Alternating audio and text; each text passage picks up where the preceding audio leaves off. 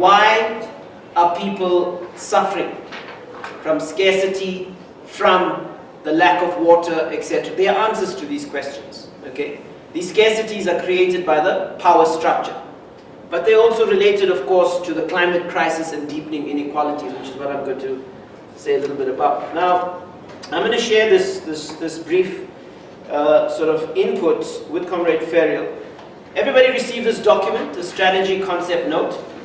Yes. Yeah, I hope you had a chance to look at it and think with it, etc.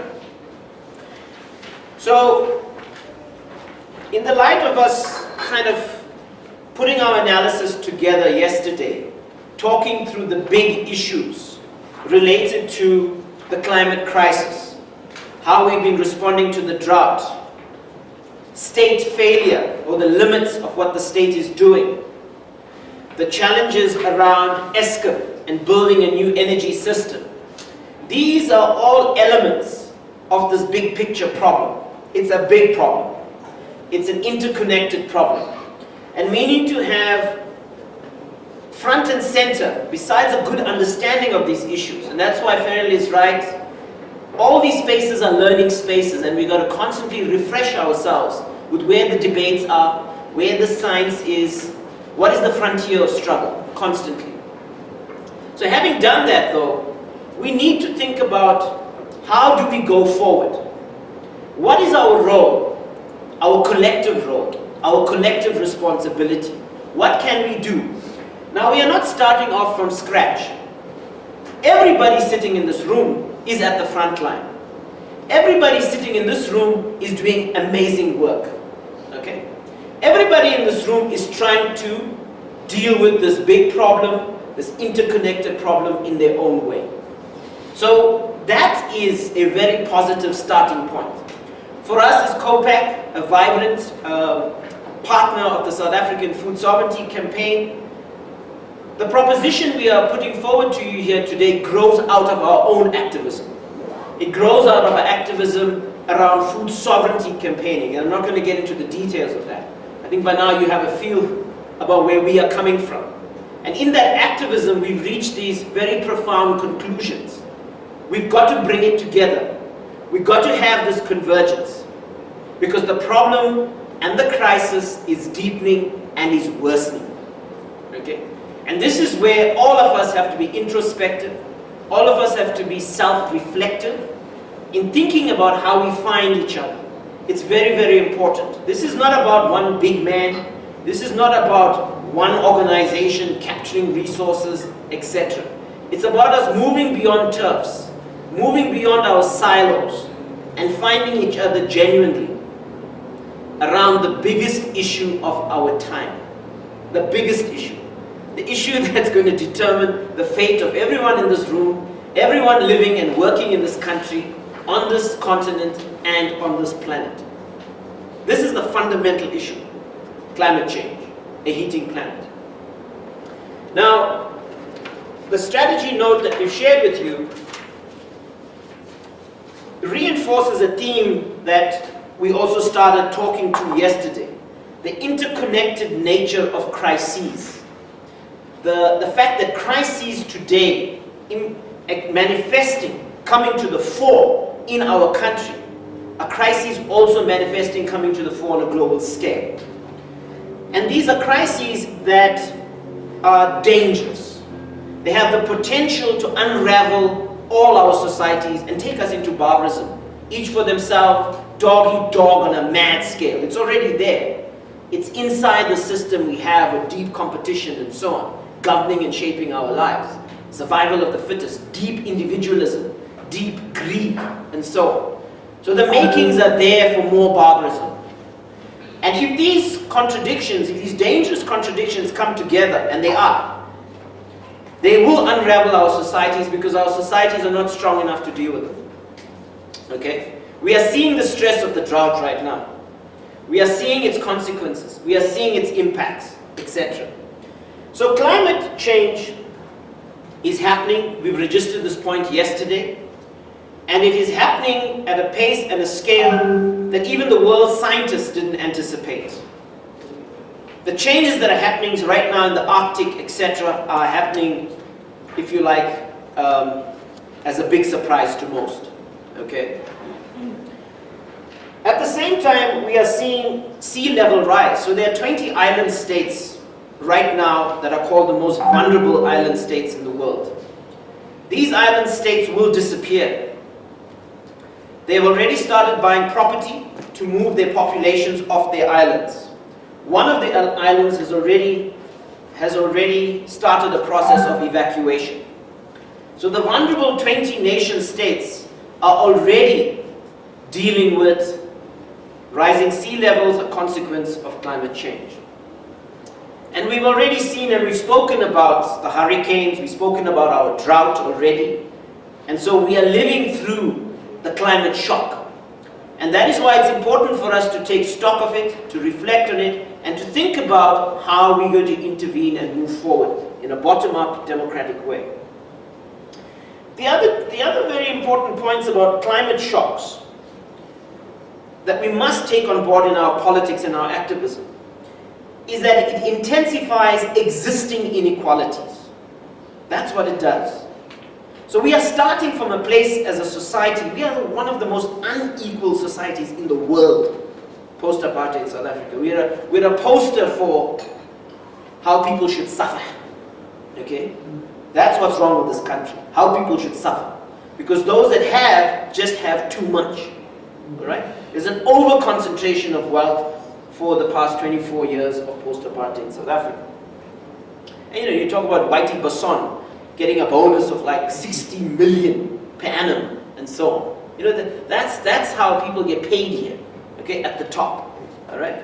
So it's been, if you like, boom times for them for the past 24 years. Those at the command centers of South African capitalism. But climate shocks in that context mean that the poor, the working class, are going to be hit the hardest. And we've seen it now in this drought. We've seen what has happened in Cape Town. And we've seen, in addition, if you like, the creation of new inequalities. So the comrades from Cape Town, Imran and Nazir and others in the room, have helped us understand how privatization has basically come to the fore in the context of Cape Town. Now that's a new inequality. It's going to make those who are suffering from inequality worse off. Okay? Those who spend 50% of their household income in our society on food, when food prices go up, and they have in the context of the drought, our maize production collapsed, our livestock production collapsed in this drought, okay? Prices went up. Paxa and Pietermaritzburg tracks the basket of goods, and we saw this. So again, new inequalities take root. The squeeze on the poor households, the squeeze on workers who earn poverty wages, by the way, the majority in this country earn poverty wages. The squeeze on them, this is a new inequality. These are climate inequalities, comrades. So you have existing inequalities and you have climate inequalities. And climate shocks are going to get more intense and more frequent.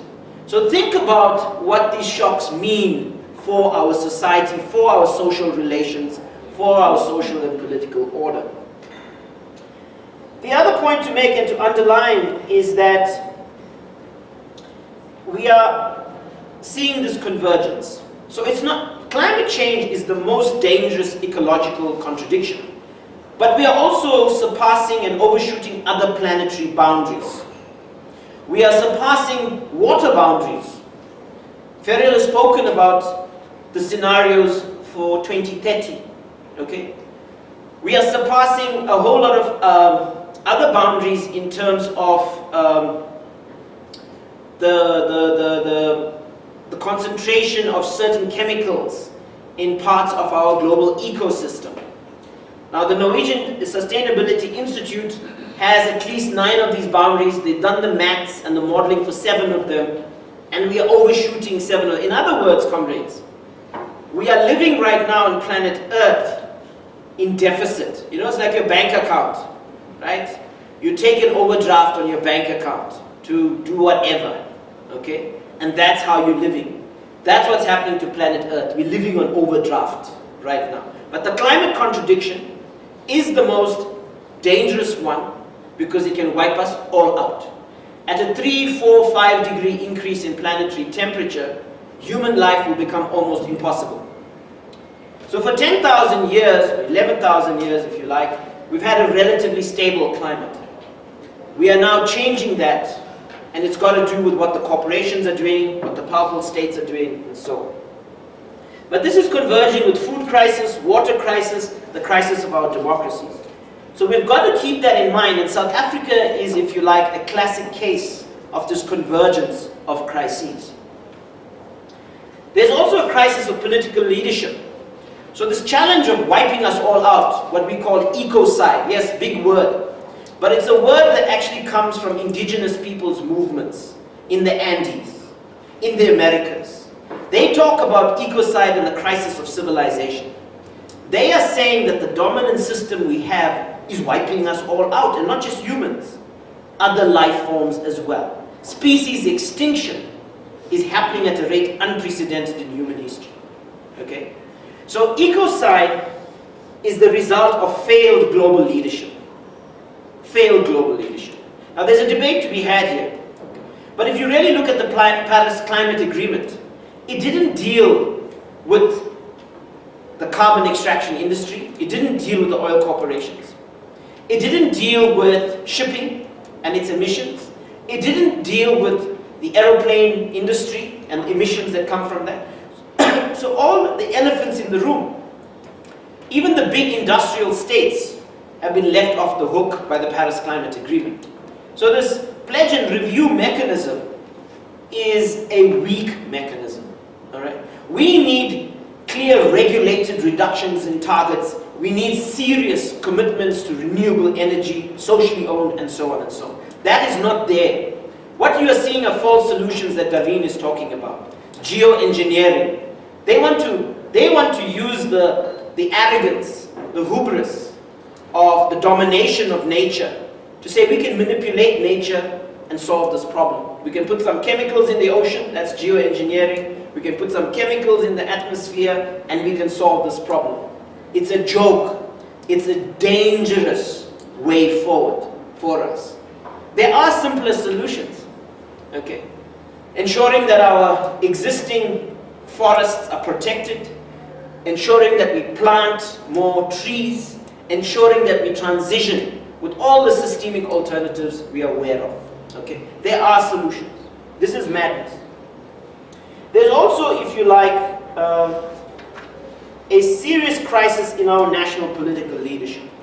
So the crisis of ruling classes, they don't have a solution to this problem. That's the point. They don't have a solution to this problem.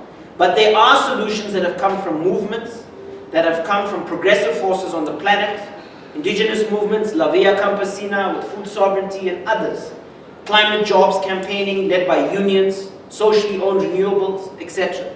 So these alternatives have to become part of the way forward.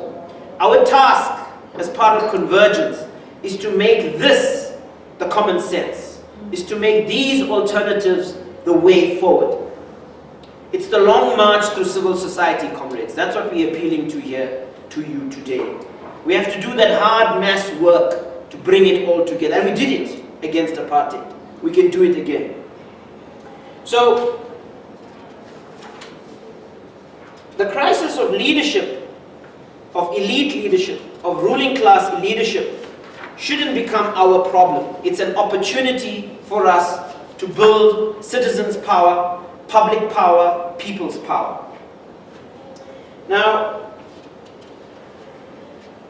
I'll just say this, that when we talk about the climate problem and while we keep the science front and center, there is a danger that we can end up in a place, well, sure, this is overwhelming. And we end up in a place of denialism. Okay? We can end up saying, well, it's really not happening. I mean, the end of the human race? These people are mad. What are they talking about? Okay? Impossible. We are the species that have dealt with adversity. We are ingenious. We are brilliant. The human genius will solve this problem. Okay?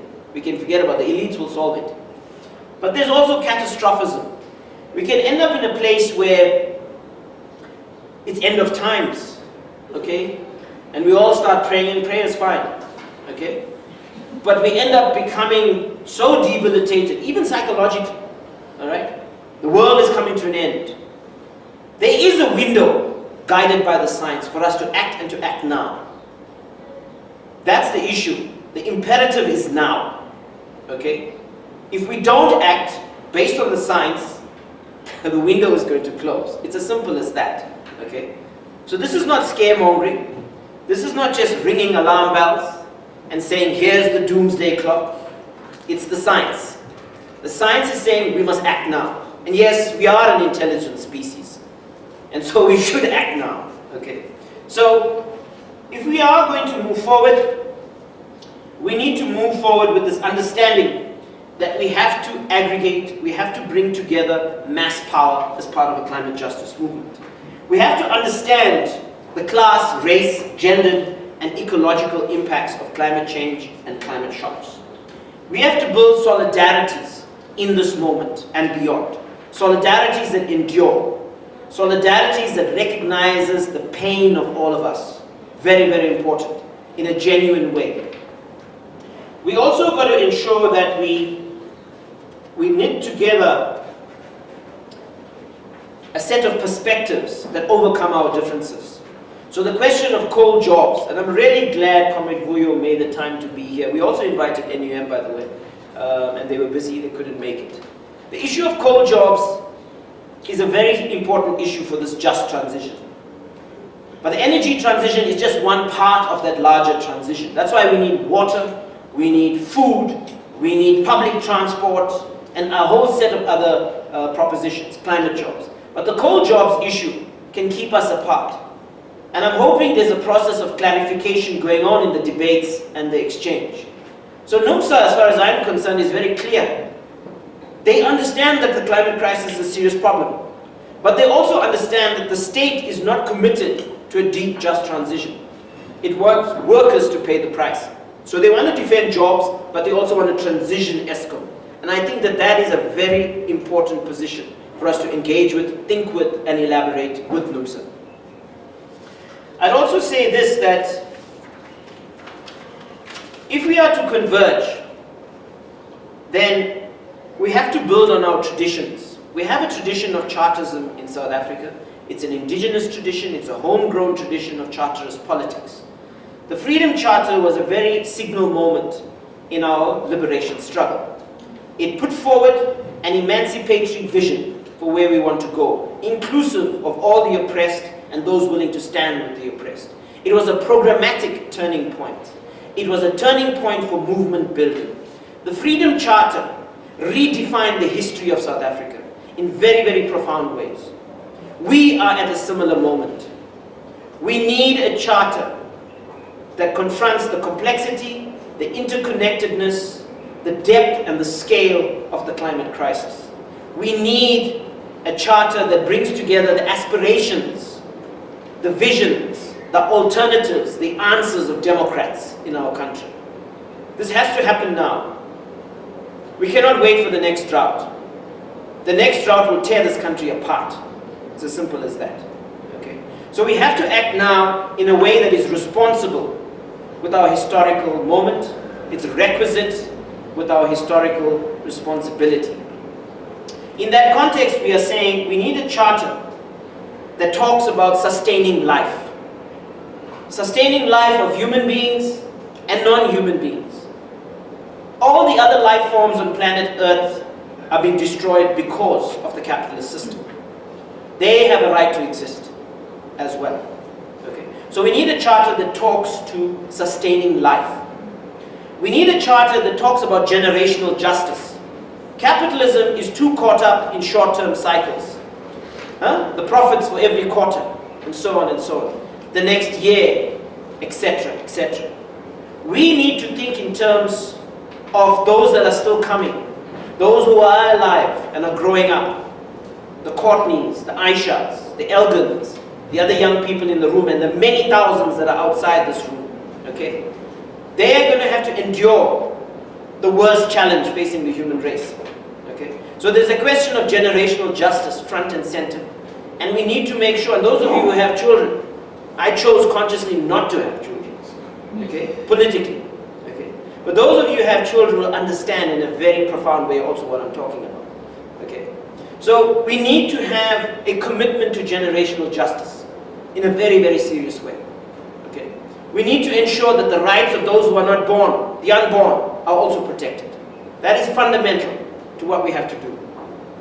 We also have to ensure that the political parties, the failing ruling elites, are also critiqued.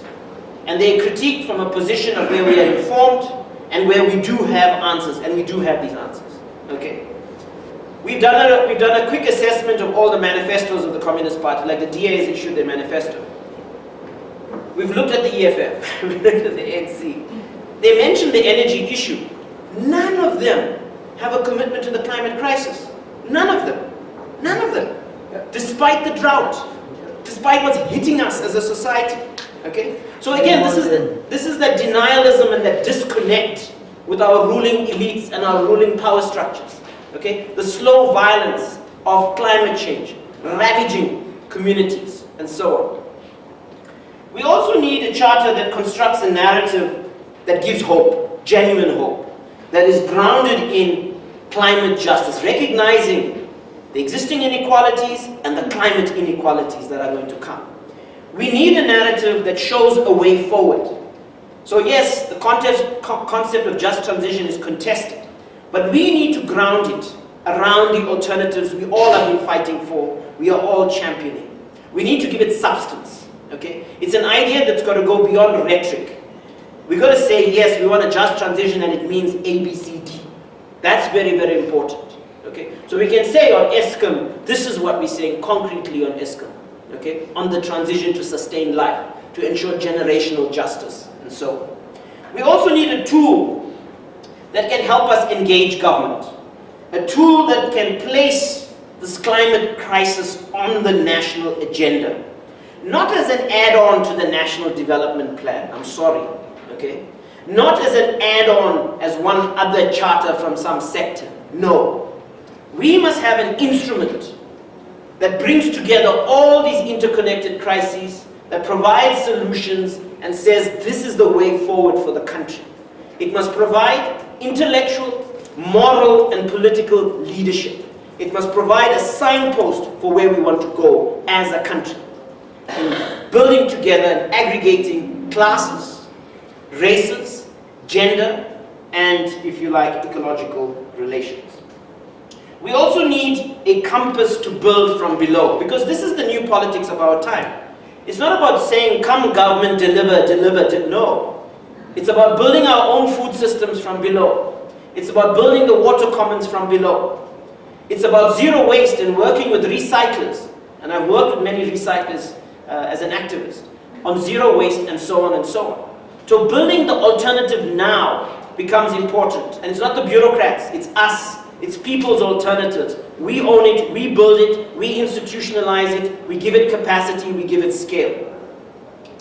So, finally, in terms of the process, I think what we are proposing to you all in this journey to develop a climate justice charter, and we can debate the name, is it water, climate, we're open to those kinds of things.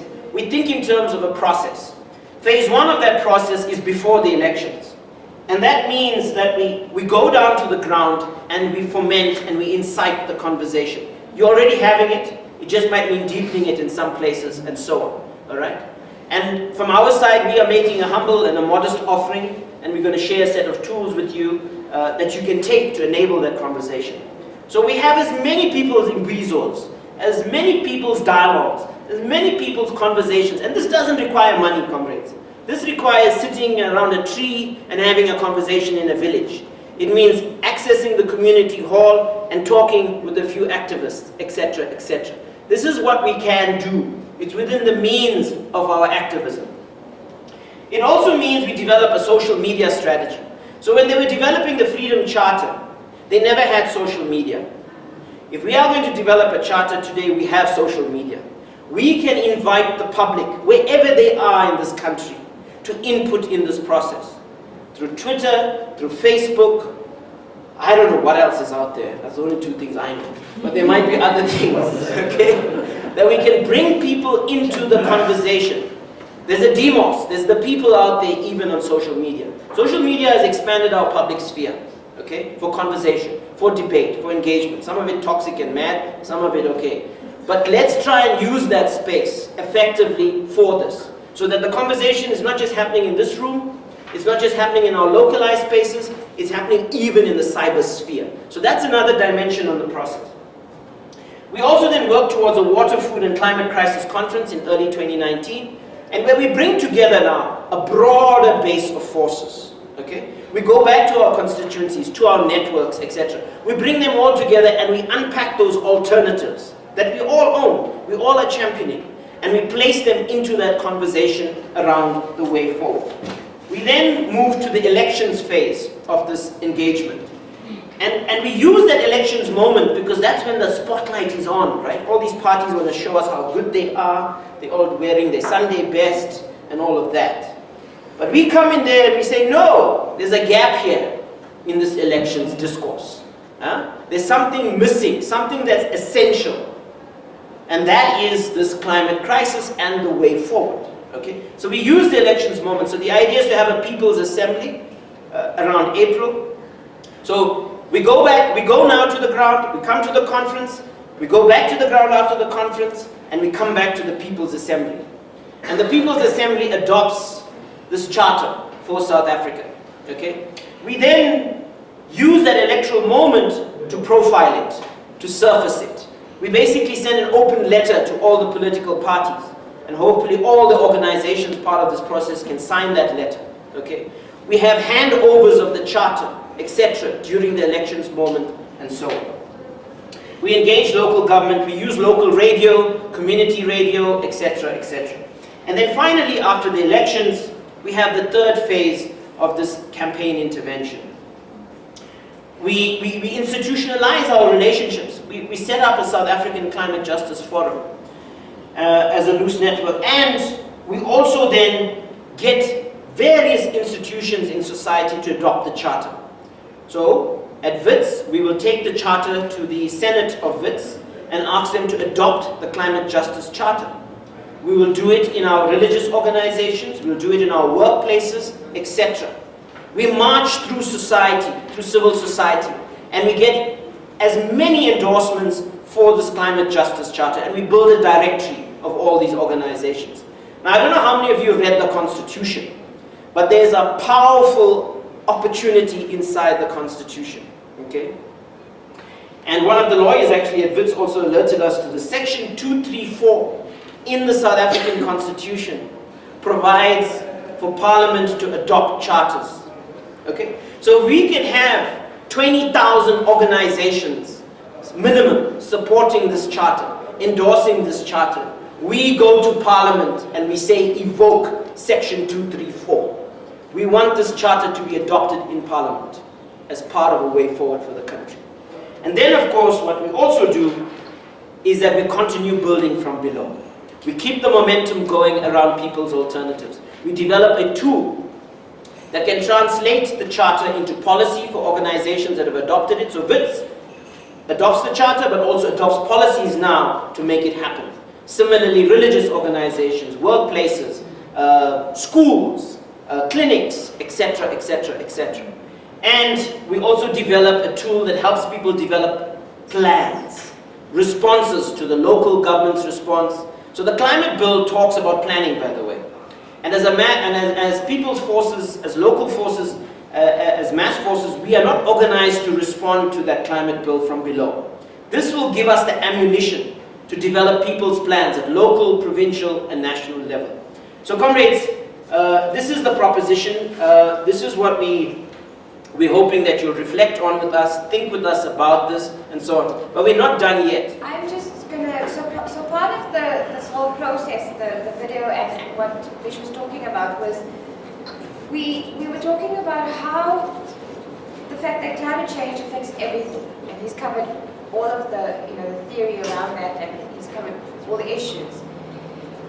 But in some of the work that we've done, we found that a lot of people are not talking about climate change and the water issue because it's seen as science. It's seen as a scientific issue. So, and often when you talk to people, they were like, no, this is science, and I don't do with this. In fact, I've had a response where someone said, no, please don't ask me about science, I'm just a farmer. And you kind of, everything about farming is science, you know, so it's making those linkages. So that's where we thought we needed to break down the kind of the knowledge of science, climate change, and water, because we felt that it's been used as a power tool over people. So when communities or when people are going to the public participation meetings with government or the engagements, there's this high-level conversation with lots of scientific terms and graphs and things that don't make sense to people if you're not in that field. It's not about it being difficult. It's just the term, it's the way people speak, so it blocks you out. And so we said, let's break it down. And so, well, that's what COVID decided. And so that's what we did with this activist guide that everybody has. So, yesterday people were asking me for the presentation that I did, which will be sent out. But a lot of and funny enough, it's funny how fast things are going, because some of the statistics are changing. So you might find some of the statistics are a little bit outdated, but a lot of the information is in here. So we cover, firstly, how to use the guide, because not everyone has done training, not everyone has done facilitation. And so there's a how to use this guide. So there's a step-by-step on how to be a facilitator and how to explain what is going on in this guide to people. So it's a tool, and it helps people. So you don't need us to come and show you. You can take this and decide to form your own group or to work with the groups that you're doing, and you can do it. I know there are comrades here who work with students, scholars and young kids. It's actually, you can break it down as well for them. It's so easy. So it breaks down the science as well. So we have a section on climate change and a section on understanding water science. At the end of each of these sections is a little exercise. And some of those exercises are fun exercises, like match the pollutant to the issue. So we've got like Sasol and Coca-Cola in one column, and then we match it to what they're doing on the other column. We also got, like, maybe you can have discussion. So for example, a very simple thing, which we forget and we take for granted. If you're in a group like we are, to sit and say, what is your water story? Where do you get your water? Can you trace that water? So it comes out of the tap, yeah, but then where? At which river do you get your water from?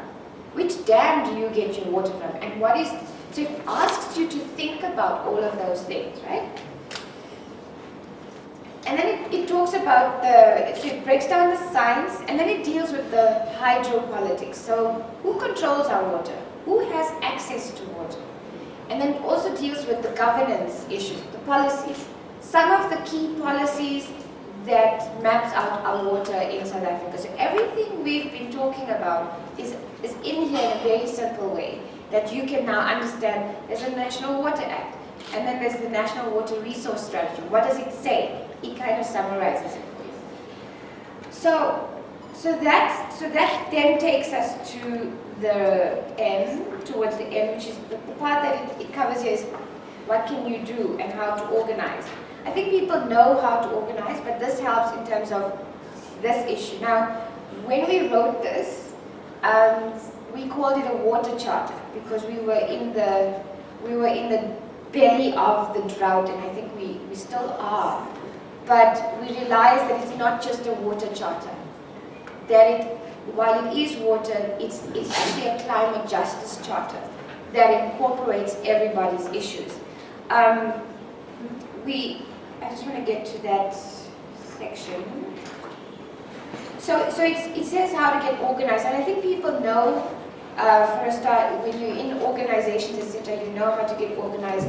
But we found a lot of people coming to us and saying, but like, how do I do this? So we thought we'd add that section, which was the points you saw on the screen. And it's very simple things. We may be organizing in our communities, but sometimes we forget that actually government does have a lot of information that we should be having access to. I don't know if many people know this, but when they started with the green drop, blue drop reports on water, they used to make them publicly available. So the minute they were finished, it was available to everyone. Now it's not. Now you have to apply a request to get the green drop, blue drop report. So then we thought, okay, that this guide could then be, this tool could be a guide for the People's Charter, the Climate Justice Charter, whatever we choose to call it at the end. And it covers some of the key things of food sovereignty. We thought indigenous knowledge is important. In terms of the issues that we're dealing with, like air pollution, water, food, what have people been doing just in terms of traditional knowledge, indigenous knowledge, and understanding the environment and the world around us? One of the things we were saying is, not only must we take back the water commons in terms of water, land, and food, but we also want to have take back the knowledge of science. Because the early scientists weren't called scientists. They were just people doing things in their environment or wherever they lived. And we're saying it's through science that we can take back some of the power. And it's by, so for example, when you go to engagements, community engagements with government or even industry, they actually on the back foot when you start speaking the same language. And I've seen this in the VAL, and now with the Human Rights Commission, I've been chatting to comrades about how things have been going, because the Human Rights Commission have been asking for submissions. And a lot of people that they thought know nothing about what's going on could give E. coli counts and explain it. You know, so it's been very powerful too that people then actually start listening. So the media have been listening now, and that's why there's so much of information on what's going on in the VAL at the moment. And then using that knowledge to basically put our demands, and like Vishwas, everyone here is working on something. How do we put that all together under one umbrella so that we can connect and have convergence? It doesn't mean we're fighting the same thing. I'm never going to be fighting for a particular issue, but I now can understand your struggle and I can connect to that struggle if we're having a bigger kind of thing. So that is the role, and it then comes back to the people's. It's called Water Charter here, but we're changing it because it's already moving. So that's the nice thing about this tool. It's a living document, but also we, as Vish and Jane has mentioned yesterday, we're coming up with more activist guides, more tools, but maybe you can help strengthen the knowledge or strengthen how we're doing it. So it's a learning, it's a work in progress, and it's a learning tool, and organizing tool too.